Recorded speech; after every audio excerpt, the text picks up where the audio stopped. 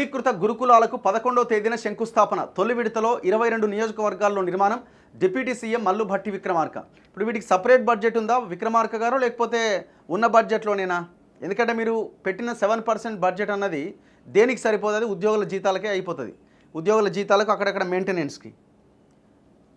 Integrated residential schools అన్నమాట ఇవన్నీ.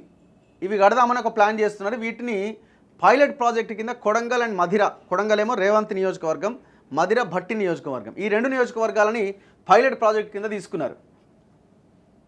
Young India సమీకృత గురుకులాలకు ఈ నెల 11వ తేదీన భూమి పూజ చేయబోతున్నట్లు ఉప ముఖ్యమంత్రి మల్లు భట్టి విక్రమార్క తెలిపారు. బడుగు బలహీన వెనుకబడిన వర్గాల వారిని, పేదలను ప్రపంచ స్థాయి మానవ వనరులతో పోటీ పడేలా తీర్చిదిద్దేందుకు వీలుగా వీటికి రూపకల్పన చేశాం.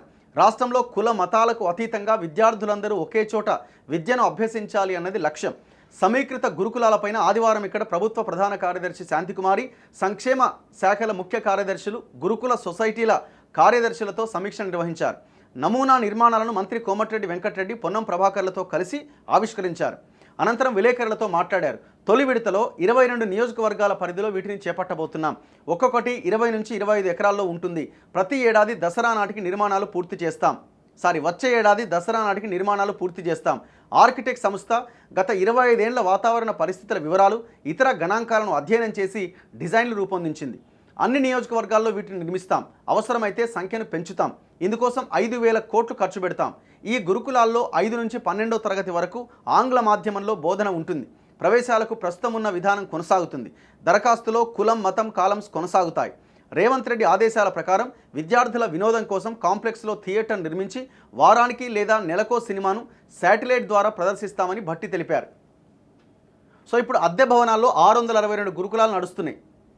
ప్రస్తుతం రాష్ట్రంలోని గురుకులాల్లో సరైన వసతులు లేవని, సంక్షేమ శాఖల పరిధిలో 1023 ఉంటే ఇందులో 662 అద్దె భవనాల్లో సరైన వసతులు లేని పరిస్థితుల్లో కొనసాగుతున్నాయన్నారు భట్టి. గత ప్రభుత్వం భవన నిర్మాణాలకు కేవలం 73 కోట్లు మాత్రమే ఖర్చు పెట్టింది. సరైన వసతులు లేకుండా విద్యార్థులకు మెరుగైన చదువు సాధ్యం కాదని మా ప్రభుత్వం భావించింది. ఈ మేరకు ఎస్సీ, ఎస్టీ, బీసీ, మైనార్టీ వర్గాలకు అత్యుత్తమ కార్పొరేట్ స్థాయి వసతులతో సమీకృత గురుకుల భవనాలు నిర్మించాలన్న చారిత్రక నిర్ణయాన్ని తీసుకున్నది. ఇప్పుడు ఒక్క పాయింట్కి ఆన్సర్ చెప్పండి. ఇప్పుడు మీరు భవిష్యత్తులో నిర్మించబోతున్నామన్నారు. అది కూడా ఏంది? 22 నుంచి 25 నియోజకవర్గాల పరిధిలో మేము వీటిని నిర్మిస్తామని అంటున్నారు. ప్రతి నియోజకవర్గాన్ని నిర్మిస్తామంటున్నారు. ఇది ఎప్పుడైతుంది? భవిష్యత్తులో అవుతుంది. ఎప్పుడైతుంది? భవిష్యత్తులో అవుతుంది. మరి ఇప్పుడు చదువుకుంటున్న పిల్లల పరిస్థితి ఏంది? దాని గురించిన ప్రణాళిక కూడా ఉండాలి కదా. 662 గురుకులాలు అద్దె భవనాల్లో నడుస్తున్నాయి. పెచ్చులు ఊడిపోయి, బెడ్షీట్లు లేక, బెడ్లు లేక కింద వండుకొని విద్యార్థుల సంఖ్య ఎక్కువై భోజనం నాణ్యత లేకుండా విషాహారం తింటున్నారు. ఆగమాగమైన బతుకులున్నాయి. డైట్ ఛార్జీలు పెంచుతలేరు.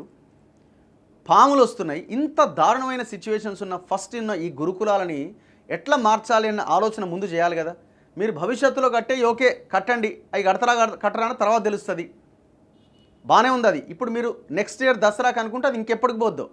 ఆలోపుగా ఒక 2-3 సంవత్సరాలు వెనక్కి వెళ్ళిపోతారు కదా మిగతా పిల్లలంతా. మీరు భవిష్యత్తులో వచ్చే పిల్లల కోసం కడుతున్న మరి ఇప్పుడున్న పిల్లల సంగతి ఏంది? డైట్ ఛార్జీలు ఏమైనా పెంచిరా? 30 రూపాయలు, 32 రూపాయలు అనుకుంటా ఒక రోజు మెను.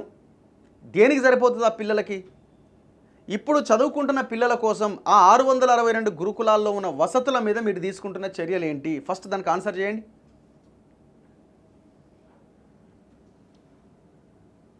అప్పులు చేశారు, సౌకర్యాలు కల్పించలేదు కోమటిరెడ్డి.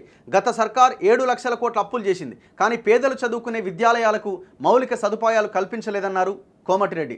సమీకృత గురుకులాల నిర్మాణం దసరా సందర్భంగా ప్రజలకు ప్రభుత్వం ఇస్తున్న కానుక. దీన్ని ప్రజలు, ప్రతిపక్షాలు స్వాగతించాలి. ఎల్బీ నగర్లోని ఒక గురుకులంలో 20 గదుల్లో 700 మంది విద్యార్థులు ఉన్నారు. సోమవారం ఆ పాఠశాలను సందర్శిస్తా.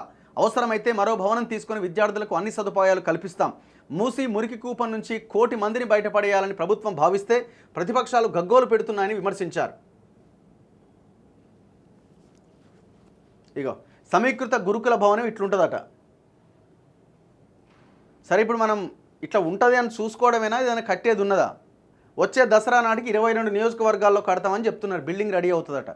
మనమేమంటున్నామంటే క్లియర్గా ఫస్ట్ ఉన్న ఈ 662 గురుకులాలకి బిల్డింగ్ కరెక్ట్గా ఉందా లేదా చెక్ చేయండి.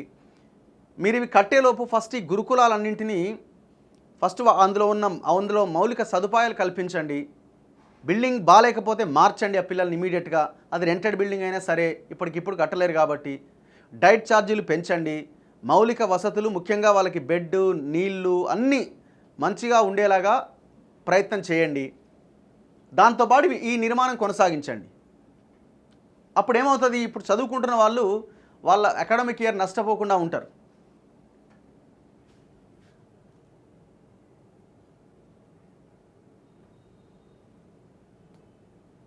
మీరు ఇప్పుడు 5,000 కోట్లు భవిష్యత్తులో కట్టబోయే వాటికి మేము ఖర్చు పెట్టబోతున్నామని చెప్తున్నారు.